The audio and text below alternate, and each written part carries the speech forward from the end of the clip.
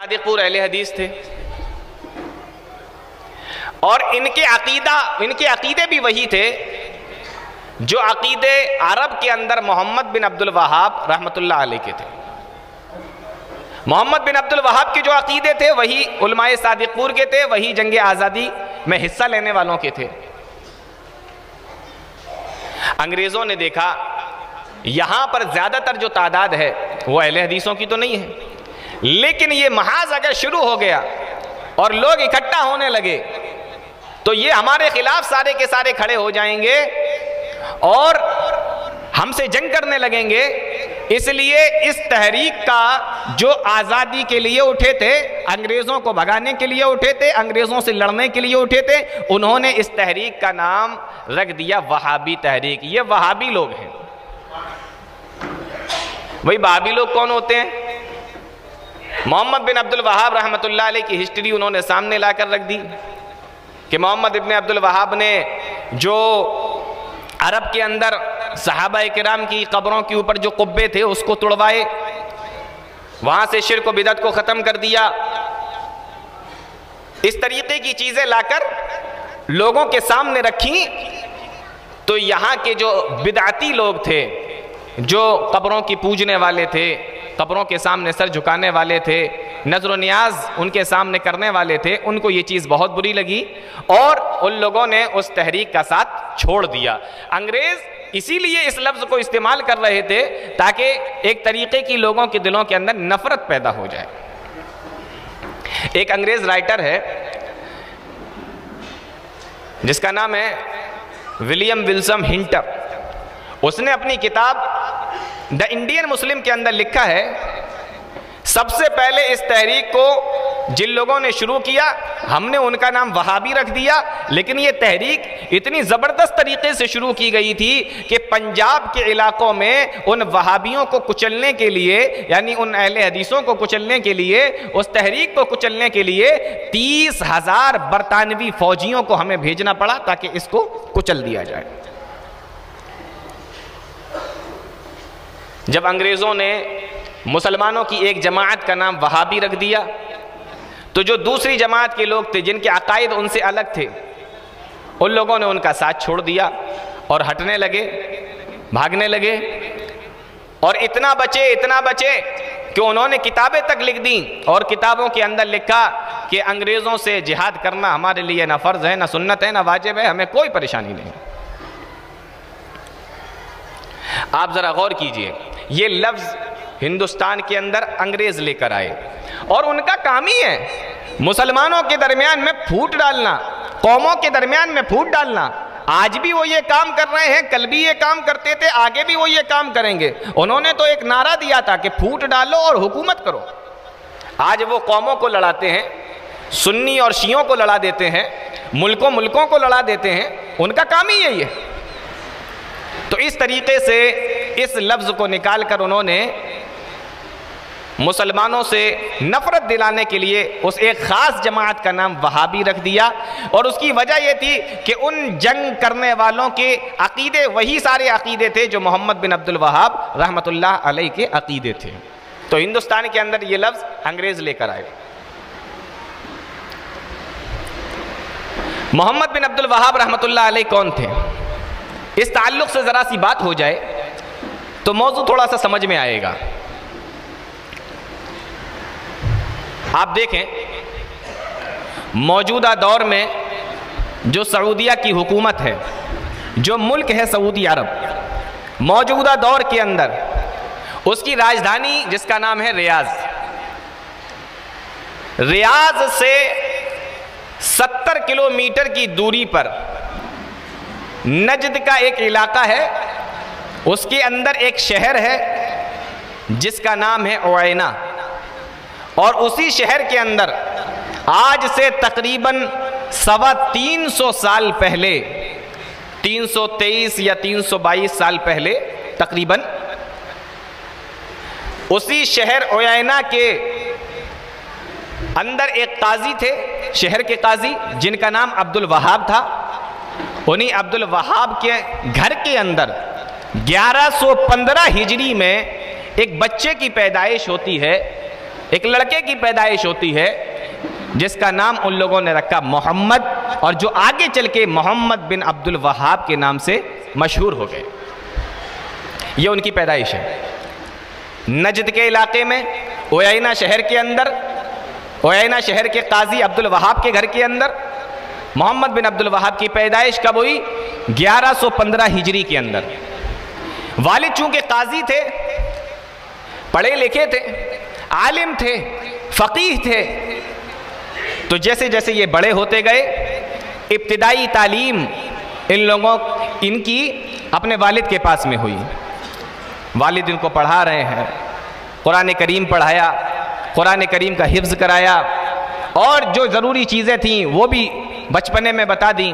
اور جیسے جیسے یہ بڑے ہوتے گئے اپنے والد صاحب کے پاس پڑھتے گئے. بالغ ہوئے.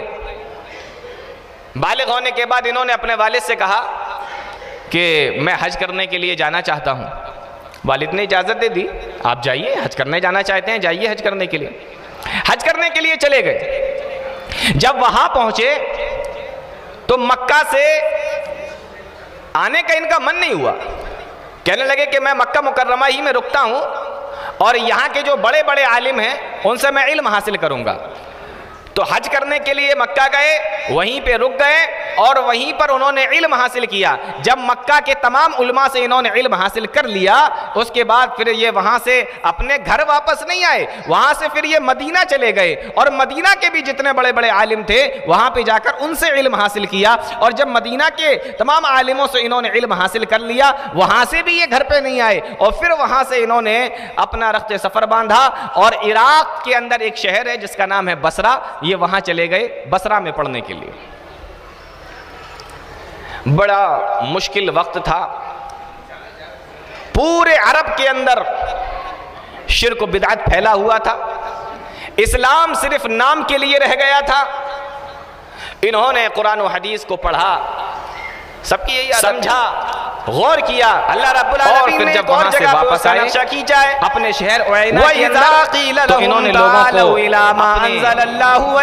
لوگوں کو دیکھا جب لوگ تو شرک و بدعت کے اندر مبتلا کی طرف، قرآن و حدیث کے پاس نہیں آتے، آؤ قرآن کی طرف، آؤ حدیث کی طرف، جو یہ کہتے ہیں قالوا حسبنا ما وجدنا علیہ آبانا، ہمارے لیے تو وہی کافی ہے جس میں ہم نے اپنے باپ دادا کو پایا ہے، ہم نے اپنے باپ دادا کو جس طریقے پر چلتے ہوئے دیکھا ہے، ہمارے لیے تو وہی کافی ہے. انہوں نے وہاں پر دعوت و تبلیغ شروع کی، کتاب و سنت کی طرف لوگوں کو بلایا. اور جیسا کہ آپ لوگوں کو معلوم ہے رحمت اللہ علیہ نے اپنے شہر کے لوگوں کو، اپنے قوم کے لوگوں کو بلایا توحید اور کہا کہ اللہ اور اس کے رسول کی طرف آ جاؤ، قرآن و حدیث کی طرف آ جاؤ، توحید و سنت کی طرف آ جاؤ. جواب ملا اِنَّا وَجَدْنَا آبَاءَنَا ان کی مخالفت ہوئی. اللہ رب العالمین قرآن کریم کے اندر ہم نے اپنے باپ دادا کو جس طریقے پر پایا ہے انہوں نے بھی بلایا، طریقے پر چلیں گے، ہم اسی راستے پر چلیں گے، اللہ اور اس کے رسول کی طرف آؤ، قرآن و حدیث کی طرف. وارث انبیاء تو جانتے ہیں قوم کے لوگوں نے کیا کہا، وہی جواب دیا جو تمام نبیوں کو ملتا رہا تھا. اور جس نے بھی توحید کی دعوت دی، جس نے بھی قرآن و حدیث کی طرف نے جواب دے دیا، ہم مانیں گے یا نہیں مانیں گے بتا دیا. انہوں نے ہمت نہیں ہاری، قرآن و حدیث کی طرف لوگوں کو بلاتے رہے، روزانہ قرآن کا درس دیتے، حدیثوں کا درس دیتے. اور کب تک نہیں سنتی قوم. شروع میں تو نبیوں کا بھی انکار کیا گیا، لیکن دھیمے دھیمے دیکھیے اللہ رب العالمین نے کتنے لوگوں کو اکٹھا کر دیا تھا. انہوں نے بھی جب درس دینا شروع کیا، لوگوں نے سننا شروع کیا. دھیرے دھیرے کر کے درس کے اندر تعداد زیادہ ہونے لگی، تعداد بڑھنے لگی. جب یہ تعداد بڑھی تو اس شہر کا جو حاکم تھا، اس شہر کا جو عالم، جو حاکم تھا، جو امیر تھا، جس کا نام عثمان بن حمد تھا، اس کو یہ بات معلوم ہوئی کہ کوئی عالم آئے ہیں، ہمارے جو قاضی تھے ان کے بیٹے ہیں، پڑھ کر آئے ہیں اور قرآن و حدیث کی دعوت دے رہے ہیں، قرآن و حدیث کی طرف بلا رہے ہیں. تو اس شہر کا حاکم عثمان بن حمد ان کے پاس میں آیا اور ان سے کہا کہ آپ کیا بتا رہے ہیں لوگوں کو، کس چیز کی طرف دعوت دے رہے ہیں لوگوں کو.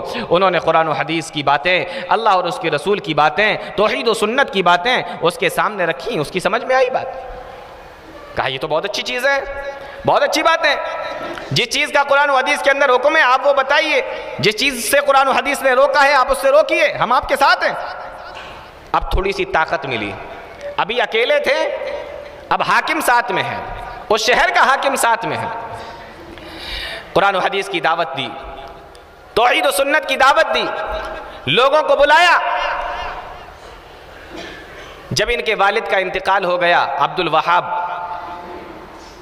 کا، تو اس شہر کا جو حاکم تھا جس کا نام عثمان تھا، اس نے انہی کو پھر قاضی بنا دیا، کیا کہ اب آپ ہمارے قاضی ہیں، اس شہر کے قاضی آپ ہیں، شہر کا قاضی بنا دیا۔ ادھر قرآن و حدیث کی دعوت ہو رہی ہے، لوگوں کو بلایا جا رہا ہے۔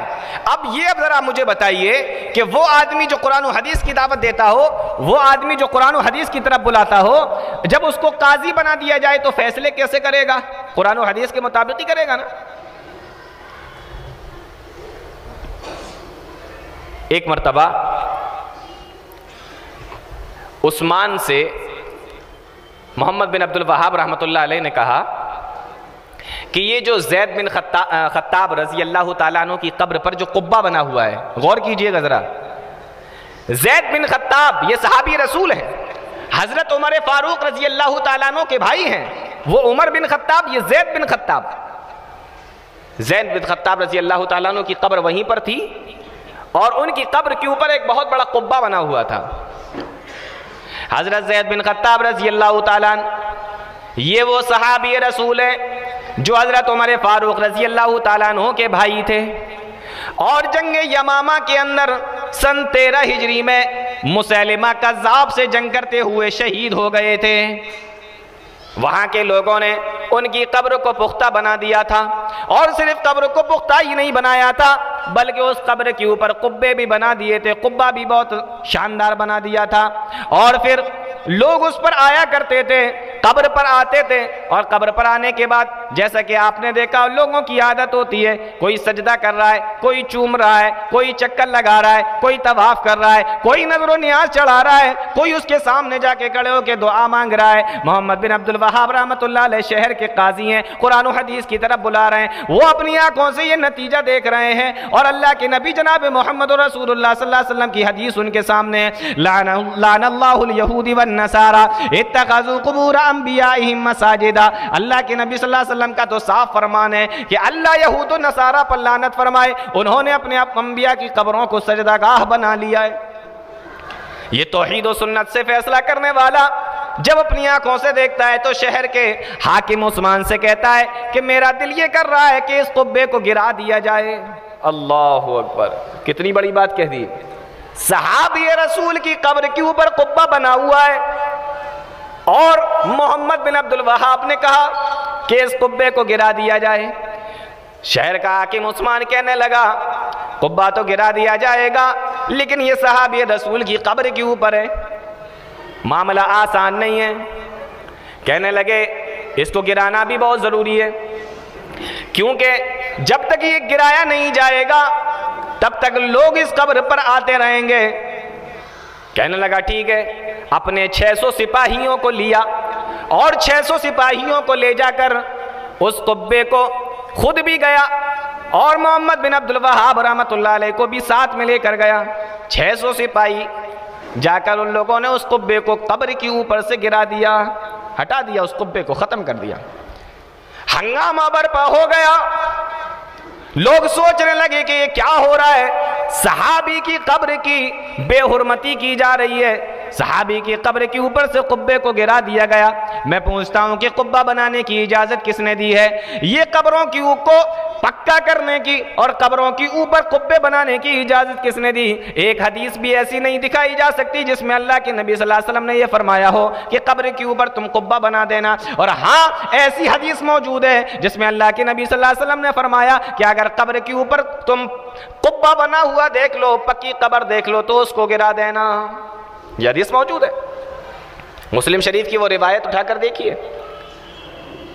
حضرت علی رضی اللہ تعالیٰ عنہ نے ابو الحیاج اسدی سے فرمایا، ان کے دروغہ تھے، حضرت علی کے دروغہ تھے، اور کہنے لگے، مسلم شریف کی روایت ہے، الا اباسک الی ما بعثنی رسول اللہ صلی اللہ علیہ وسلم، اے ابو الحیاج کیا میں تمہیں اس کام کے لیے نہ بھیج دوں جس کام کے لیے مجھے میرے پیارے نبی جناب محمد رسول اللہ صلی اللہ علیہ وسلم نے بھیجا تھا؟ ابو الحیاج کوتوال ہے، دروغہ ہے، حضرت علی رضی اللہ تعالیٰ عنہ کا، کہنے لگا اے امیر المومنین بھیج دیجئے، آپ کو جس کام سے آپ کے نبی نے بھیجا آپ مجھے بھیجئے، میں جانے کے لیے تیار ہوں۔ مسلم کی روایت ہے اللہ تدع تمثالا الا تمستہ ولا قبرا مشرفا الا سویتہ۔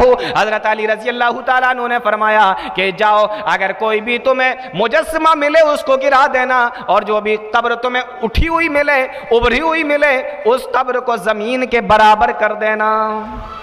یہ حدیث موجود ہے۔ اگر محمد بن عبد الوہاب نے قبر کے اوپر سے وہ قبہ گرا دیا تو حدیث رسول کی روشنی میں گرایا، اپنی طرف سے نہ کیا، قبہ گرا دیا گیا۔ جب وہ قبہ گرا ایک ہنگامہ برپا ہو گیا، صحابی رسول کی قبر کی بے حرمتی ہو گئی، صحابی رسول کی تعظیم نہیں کی